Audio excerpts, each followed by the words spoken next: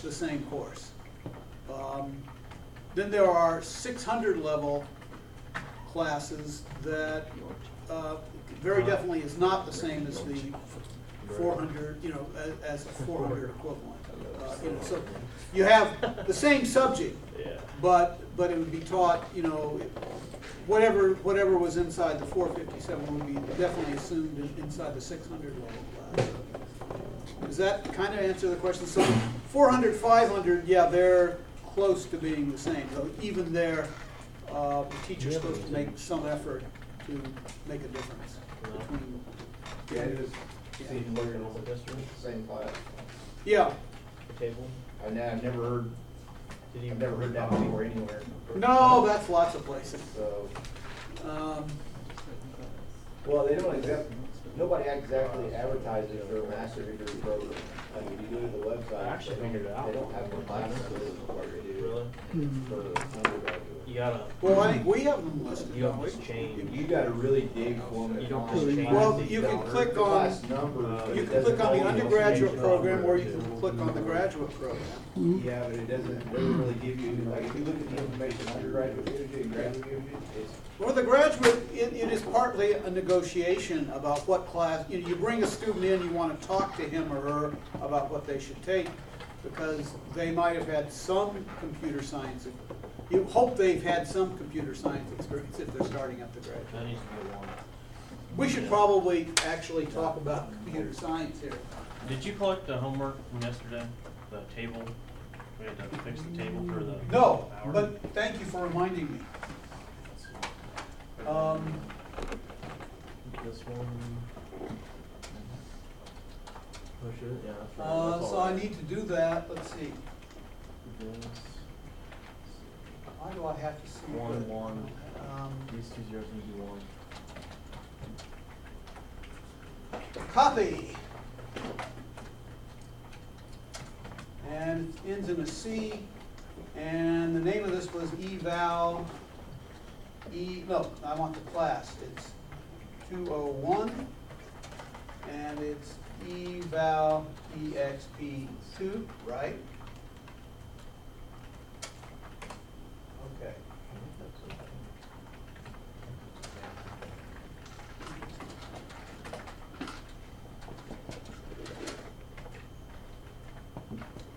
So if I look at this, eval exp2, there are, let's see, 2, 4, 6, 8, 10, 12, 14 of you have an eval exp2. So I'll be looking at what? I'll be looking at that table that, yeah. Thank you. Moving on. We were working on, on Wednesday, we were looking at linked list.c.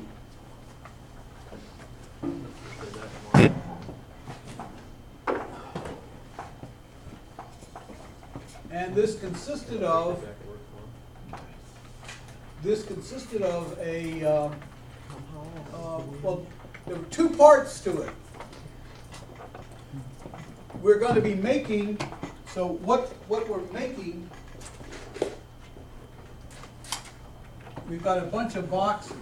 Each box has a place for data and a place for a pointer to the next box. So right up there at the top, we have a struct called box that consists of a place for data and a place for next. And we compared that, so we had that, and some two things that you really needed to look at were this linked list, and we also had, what was it called? The other thing we did, oh, struct.c.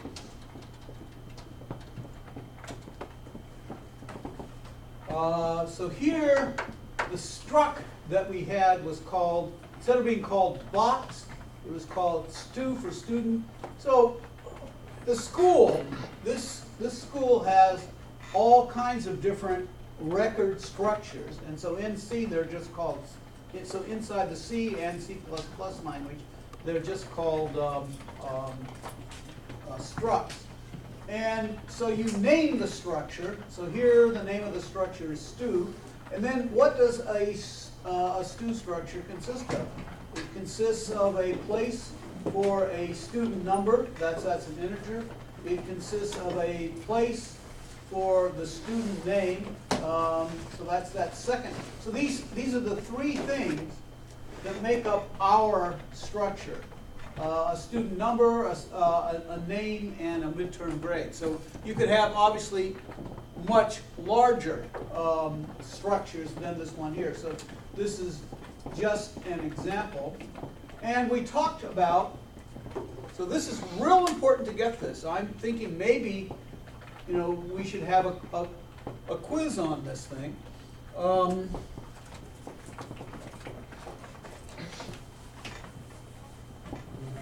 What do you do if you want, how do you set up a variable of this type? So the important thing is that what a structure is a type.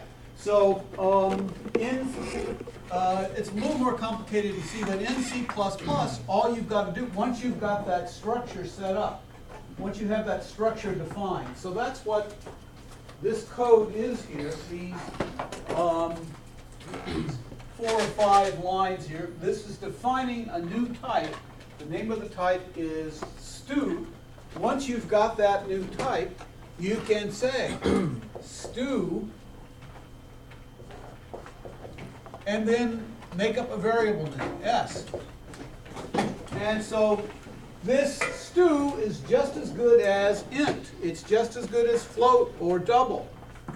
So this variable, so we have a variable s that's going to be of this type stu. But the thing about this way of doing things is, how do you get a hold of the individual items in there?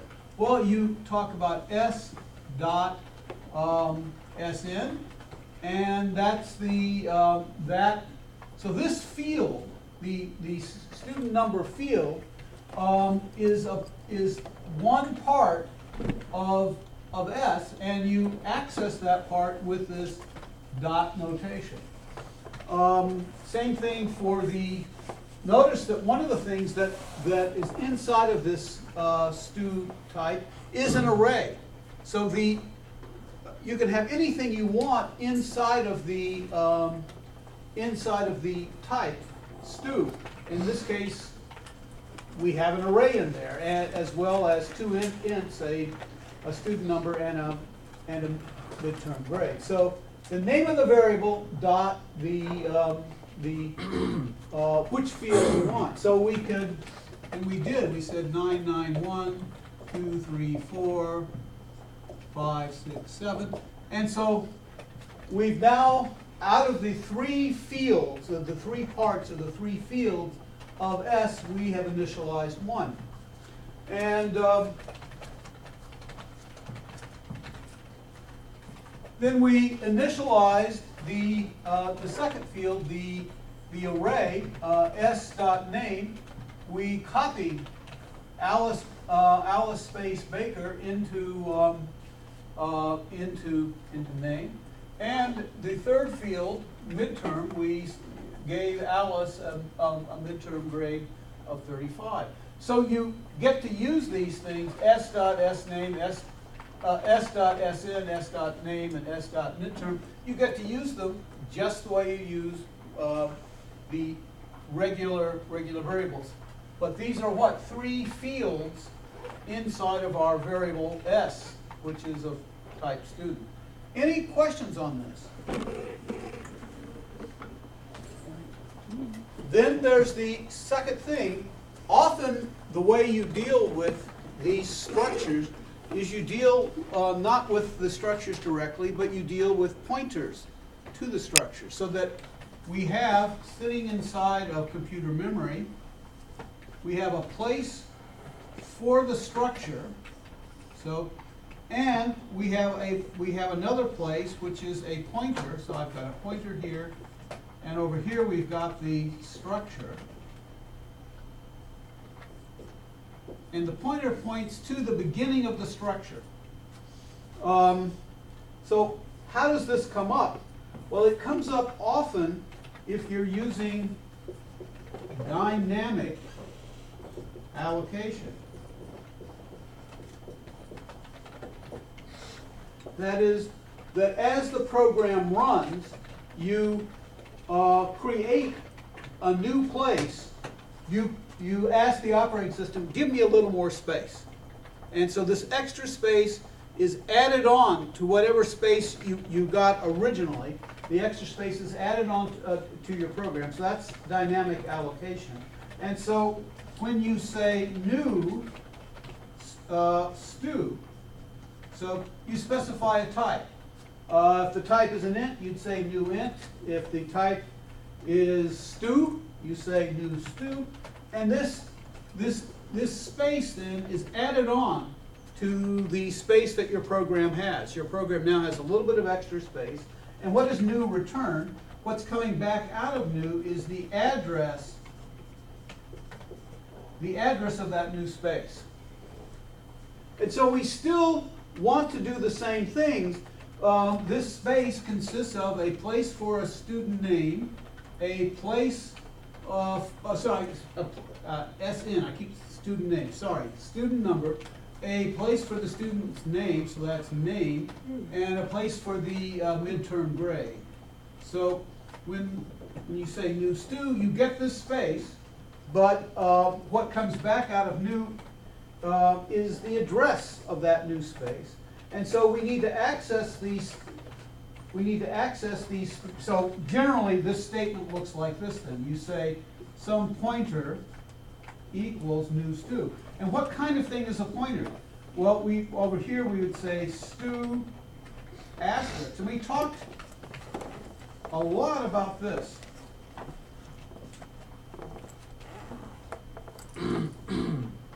This is what?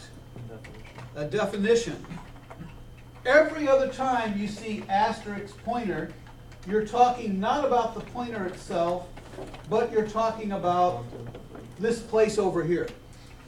What's happening here though, this inside of this definition, is that we are putting into PTR the address that's being returned here. So this one statement here then, this one definition, it's a definition of what? It's a definition of PTR. It's defining it and initializing it. We set the thing up and we put into PTR the address that new returns. Every other time you use asterisk PTR, you aren't talking about PTR anymore, you're talking about this place over here. Okay, but wait, so we're putting the address of the new space into PTR? Yeah, so we're affecting PTR. But if I were to say asterisk PTR equals something, I'm actually talking about doing something over here. So this is special for the definition that we're putting something into this. So what if we were to knock off the So asterisk? this equals, so the point is, what is this equal sign doing? The equals, normally equal signs affect this object. PTR is this thing. What's this? This over here is asterisk PTR. Remember what the asterisk does? It says follow the reference. So PTR has in it an address. If I follow that address, I end up over here. Yeah. So every other time, if you're outside of the definition that you use asterisk PTR, you're talking about this place, not this place. But So here, I'm basically saying that PTR is a place for an address. That's what this left hand, and an address of what? An address of a stew.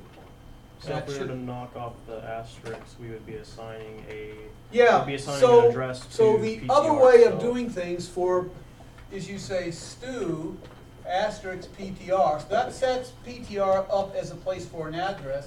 And then down below you say PTR equals new stew. And so now it's clear what's happening here. This guy is giving us an address and we're putting in PTR. So this one statement here replaces this pair of statements here. And every other place you use asterisk PTR equals something, you are putting something here, not here. But in this statement, you are putting something here. You're putting whatever new returns into here, not into asterisk PTR. Yes? Okay, so that one with the star. So it creates that stuff at the end. And So yeah, so the right-hand side runs and it asks the operating system, give me a little more space, enough space to store student information. And what does new return? New returns the address, the beginning address of this block. okay, so then does that statement create PTR, just PTR by itself, and then So the left-hand side is setting up. Let's now look at this much over here, and then we'll do the assignment. So what does this left-hand side say? It says that if I dereference PTR, I get a student. So what is PTR? PTR is a place for an address. So PTR? dereferencing means what? Go to the address, follow the address. So what we're saying here is that the thing that's a student, so I don't need these parentheses, we don't need the parentheses. That's, so what's a student? Not PTR, but asterisk PTR is a student. And so and this is the dereference operator, so PTR is a place for an address. When I dereference it, I get a student. Okay. And other questions? Yeah, I got a question. Okay, so if we're sending an address, we're sending the address of the new stew into PTR, right, into its That's right. content. Where's it going if we don't have a spot for the address? Well, I mean, you might. Because we got, what, a student number, we have a name, and we have midterm. You mean if I don't have this over here? No, how I'm making sense of this is, when we're defining this, it's sending the address of the new stew structure into the content of PTR. Into this variable PTR. Oh, it's sending it to the, okay. Yes, sir, excuse me. It acts a little So different when it's this at the left-hand side left is of it. setting up a variable. You know, if I say int x, I've set up the variable x, and I could, so this is a definition of x, that x is a place to store an integer. In fact, the integer we're storing there is a 7. Yeah. So this statement and this statement are analogous. Where the difference comes in is this wonderful Yeah, that's asterisk what here. I'm tripping with, because when we dereference, we're referring to the content of a pointer, or an address, right? Yeah, so I mean, So aren't we just assigning an address into the content of that variable? It acts a little differently when it's initializing a variable than when it's referencing a variable directly. so here is, so this left, let's look at the left-hand side again. We're saying that PTR, so when you write down stew, asterisk PTR, what are we saying? We're saying that PTR is a place for an address of a student. What's there, so if this is all that you say, you know, I leave off that equal, then what's here is just left over from the last person that happened to use this space. We're declaring that we're going to be using it for an address of a student. Okay. But what's there right now is garbage. But it would still treat it at, I mean, if you were to say asterisk PTR down below here, it would try to use this thing as an address. You know, any bunch of zeros and ones you can think of as an address. So let's, hypothetically, what would happen if we just decided in the definition to just knock off the asterisk? What would happen? Just put stew PTR equals new stew. What would Okay, happen? then the type over here, this thing here is returning an address, Mhm. and and PTR would now be a student. It would be one of these things. So there's no place, nothing in here, nothing inside of this struct is a place for an address. Okay, There's a that makes place sense. for an integer, a place a place for, 50 characters and a place for another integer over here. Okay, so in this particular case, So an it would asterisk. say like, type mismatch, that this, where I'm trying to put this address is, it's not a place for an address. I understand that. It's like, I get it now. Because any other time we're using an asterisk, we're dereferencing an address of it's a pointer. We're dereferencing a pointer, getting to its content. Yeah, In this and- case, it's the polar opposite, right? It's basically flip-flop. So, yeah, so when you say this, you're saying that I'm planning on using PTR as a place for an address of a student, that if I dereference PTR, I should get a student. I haven't put anything meaningful in PTR yet. Mhm. So it's a good idea that when you set up a variable, very often it's a good idea to both set up the variable and put some useful initial value. If you can't think of a useful initial value, then you might just say that. And so here, this, if you want to go with two lines, this sets up PTR but doesn't put, it's, PTR is a place for an address of a student. If I dereference it, I will get a student. But it doesn't have a meaningful value put in. So next line, I'm putting a meaningful value into here. There are other ways I could do it. I could say stu asterisk PTR, and then PTR equals ampersand S, where S up here has been so this ampersand does what? It gives you an address. It gives you an address. So if I already have, if I've got a stu, an ordinary, so this is a structure. So S is now a student structure. And so what I'm doing, so now I've got two ways of talking about S. I can talk about S directly, that S has in it these three fields. And I can talk about S with PTR by saying asterisk. So asterisk PTR and S are two names for the same thing. I got you. But, so that is one way to do things. This is, this way here, we've got the, let me put the asterisks back in. We've got the variable set up, and we are initializing this variable with the appropriate kind of thing, an address. But every other time I use asterisk PTR, I'm over here. And so I would be putting stuff here. Here I am putting this stuff there. Because, well, for two things. C programmers are lazy, and then the second thing is it's good when you set up a variable to also initialize it.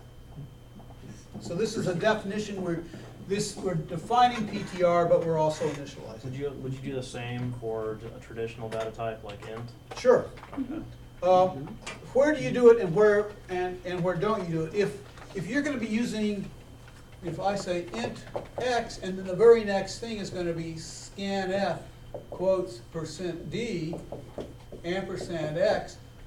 Here, there's not much point in initializing x, because what I'm using x for is to get an input value. So why bother initialize it and then do the scanf? So it depends how you're using the variable. Okay. If you were using the variable int x, up here I had int s sum. If I'm going to be adding up all my inputs, so the next line here would be sum plus equal x. If I'm taking my and I'm going to run around, I'm going to do this loop a whole bunch of times. I'm going to get another value in x and add that into the sum, and get another value and add that into the sum until we stop for some reason. Yeah, then it makes sense that you want to have sum initialized. So this would be an example where, yeah, this sum should be initialized, but x shouldn't be. There's no point in initializing x because we're going to be doing the scanf to get the to get the next value out of the input. So it's a question of usage.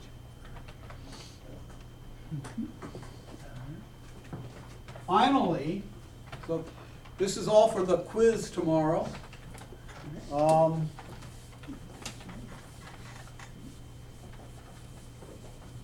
If you've got if you have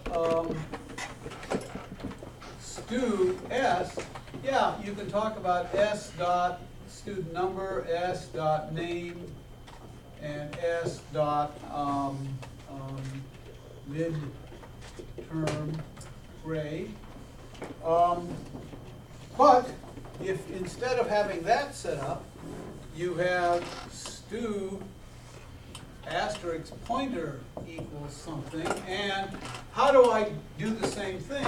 Well, there are one way is the simplest way is you say pointer dash and a greater than sign, and so that's supposed to look like an arrow. Sn equal, so then once you've got this, you can assign a value to it. You can print it out. You can say print f %d, comma, ptr, arrow, sn. So if you have a pointer, you still want to get a hold of the individual items that are in the student. So this is going to be a pointer to student. So I've got new over here or something else. And if I want to get out what's inside of the student number, I do this. If I want to put something into it, I would say pointer arrow, this again, the dash and the greater than sign Sn is equal to 9, 9, 1, 2, 3, 4, 5, 6, 7. So I mean that's how you use the pointers together with these structs. If you just have the struct, it's a dot, but if you have a pointer to the struct, use the arrow. Or you can write out the longer way. You can say asterisk ptr, that's the struct, dot, with the parentheses, Sn equals 9, 9, 1, 2, 3, 4, 5, 6, 7.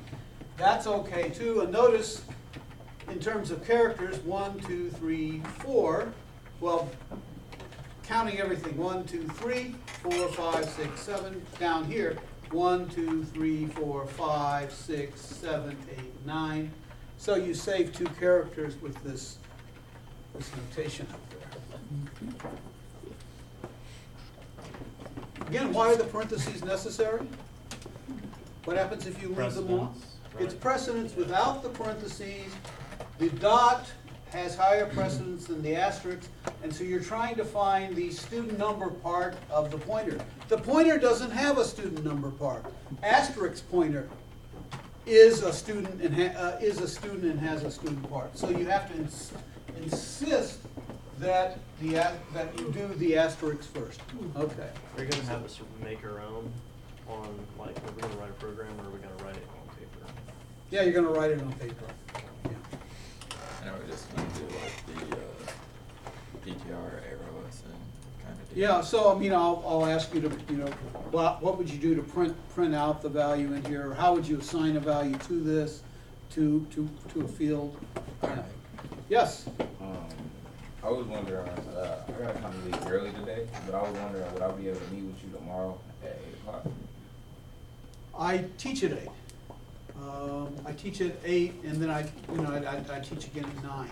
Okay. I could see you at 7. Okay.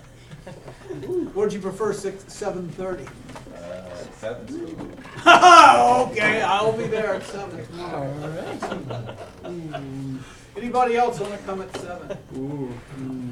I think I'll pass on. Tomorrow. Show up at 7. Just show up. At 7? I'm gonna have to 9 take is up on already that. difficult for me. Oh. I can't go back to that high school. Okay, so moving on. We have new things, wonderful, new and wonderful things to cover.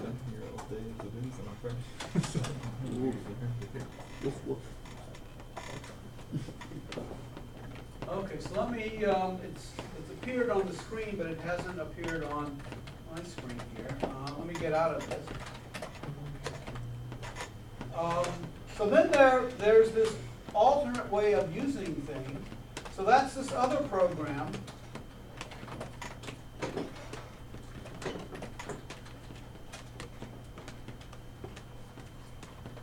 So we have a struct.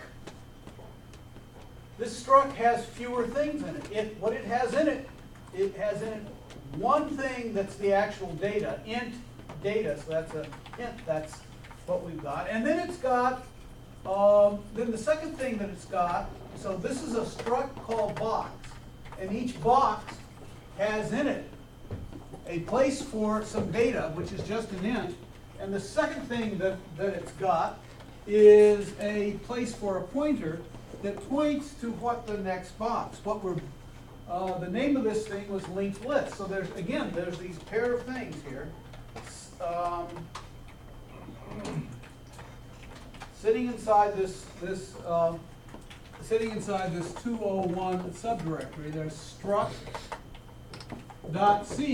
so that's where the student is, and then there's this linked list.c, which is what we're talking about now.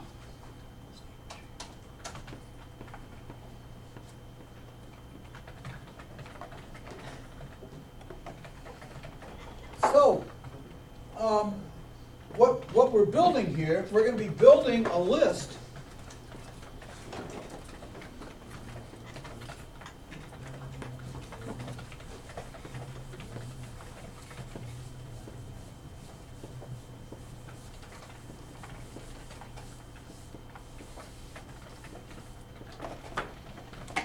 we're starting off with something called head. Head is a place for an address. So the definition of head is this: box asterisk head equals 0. So we're starting off like this. 0 means what? The address 0 means there. When you see a 0, that means, so you can check for 0. You can take an address and ask, is it equal to 0? So addresses you can check for equal and not equal. And so if head's got a 0 in it, then our list is empty. But otherwise, head is going to have in it the address of the first box in the list. And there'll be some data there, 7. And that box is going to be hooked up to the second box in the list. And that box will be hooked up, and so on. We have a bunch of boxes. And then we have the last box. And what will be in the last box is 0, which means that there isn't a next box. So here, all these non-zero addresses mean there's another box following.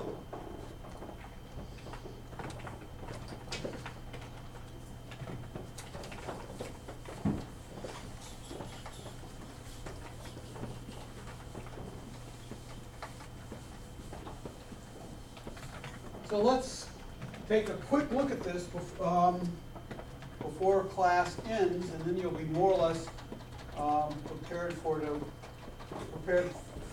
tomorrow. We have a variable. Okay, we've got head set up, and we have an initialized to 0. Again, just like the pointer, head is a place for an address, but the address we're putting in there is 0. We have a variable called x that's just an integer. And we're doing scanf quotes %d. We're looking for an integer, and if we're successful, we put the integer into x, and scanf returns 1, that it's found one more number. And so while scanf gives us a 1, what are we going to do? Well, that means we've gotten some data. So we're going to set up a new box. So we're going to run this operator new on box. So we get ourselves a new box, and we have a variable we're calling nb.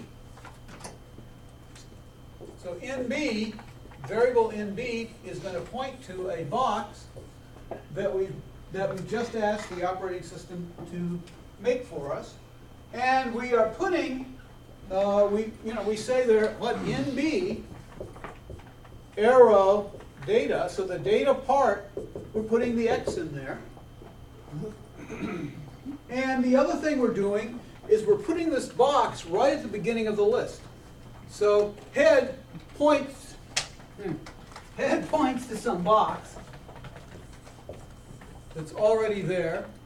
And we've just made, we have NB points to this box here, and what we're going to do here, so I put my data in, whatever it is, maybe it's 17, okay, that's this line here. And the next thing we're going to do is that head has in it the address of the first box in the list. We're going to copy the value in head down here. So we say NB arrow next equals head.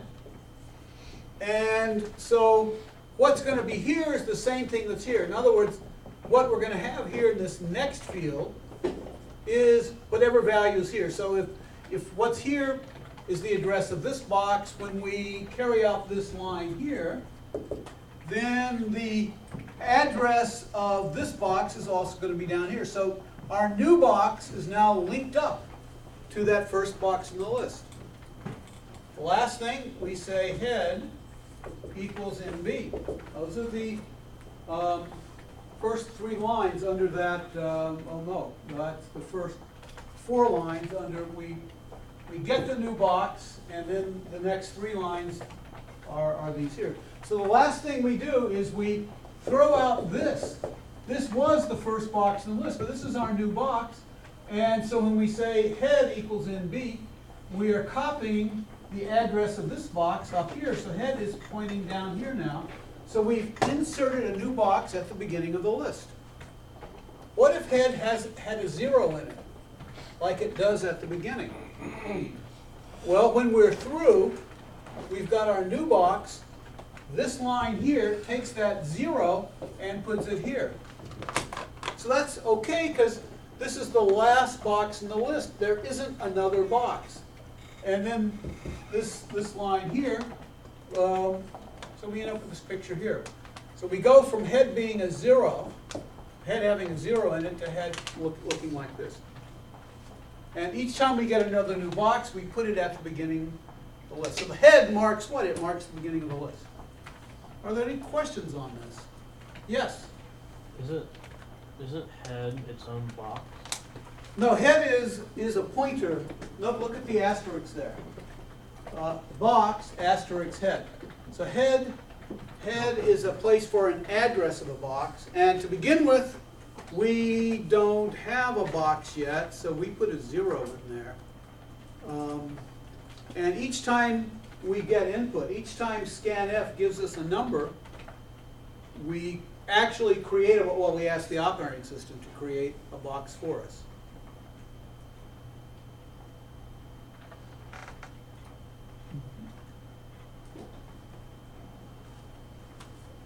Okay.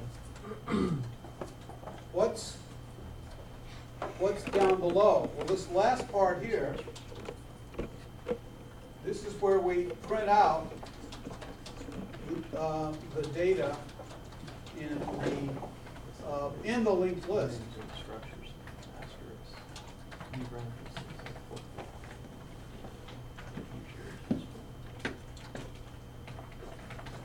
So let's look at this.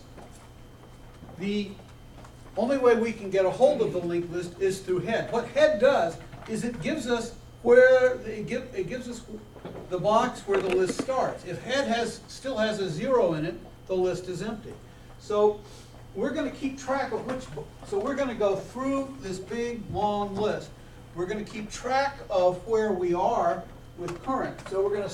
So we say box asterisk current. So this is what this is the definition of current.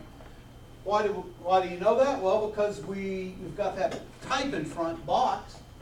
And so current is a place for an address of a box. And what address is it going to have? Whatever is inside of head is going to go into current. Now, current's going to change. And so while current is not equal to 0, why would current be 0? Well, maybe head is 0 because we don't have a list. In that case, there's nothing to print. Okay, so while current is not 0, I can't use 0 as an address. So while current is not 0, we get the data at current. So current arrow data, we're printing that out on a line by itself. And then what do we do down here? So since current is not 0, not only can we get the data, but we can get the next box. So current arrow next is the address of the next box. So current is the address of the first box, and we print out the data in the first box. Current arrow next is the address of the next box, and we put that in current. So current is now, once we've executed this statement, current is now got the address of the next box. Or it's got a 0 in it if next has a 0. So we go back up and check. Is current still not 0? If it's not 0, then we've got the address of another box. Current is the address of another box. So current arrow data will be the data in that other box, and we print it out. And then we do what? We look at current arrow next, and so that's the address of the next box, or it's a 0. And so we put that into current, and we go back and check. If current's still not 0, we've got ourselves another box. So long as we have a non-zero address, it's a real live address, and we're going through the list, printing out the data in the first, the data in the second, all the way through. We print the data in the last box, and then what does current next have in it? It's got a 0 in it. We put a 0 there, go back up. Well, we go while current's not 0, but it's 0 now, so we quit. Okay.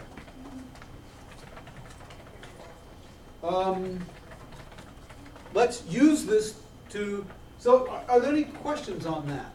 So I mean, linked lists are kind of nice this way. We could make the linked lists sorted by, what we're doing here is we're always inserting the new data item right at the beginning. But we could go down the list and figure out the place to do the inserting so that the list is always sorted from smallest to largest. I'm not too interested in doing that right now. I'm more interested in making a stack out of it because you know something about stacks. So here's let me just draw the picture slightly differently.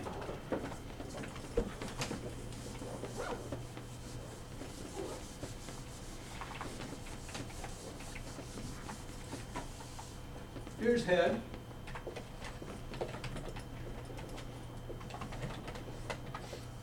And here's the first box. And it's linked up to the second box, which is linked up to the third box, which is linked up. So this continues all the way down till we get to our last box that has a 0 in it. So I don't know, this could be 99, just kind of following that, and then we could have 14, ... and I don't know, maybe the last box has an 11 in it. And so now it looks like a stack, at least it does to me. What's at the top of the stack? The head tells us what's at the top of the stack.